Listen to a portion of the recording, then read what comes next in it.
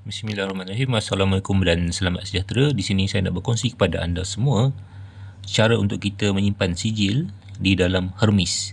Okey, pertama sekali anda kena buka Hermes seperti biasa dan ini adalah paparannya.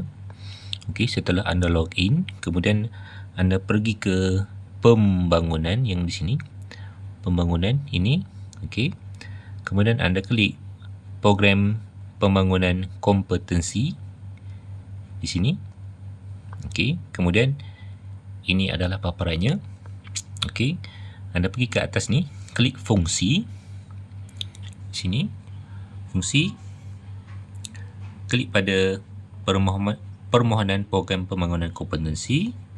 Kemudian pergi ke sebelah kanan, pemilik kompetensi. Anda klik di sini. Kemudian ini adalah paparannya. Anda klik pada bahagian bawah ini iaitu permohonan baharu. Klik pada permohonan baharu. Okey. Dan ini adalah paparannya.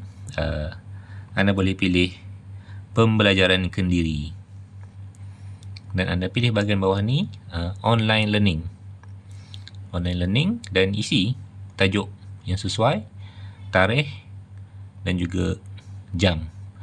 Setelah anda isi semuanya, anda boleh klik simpan.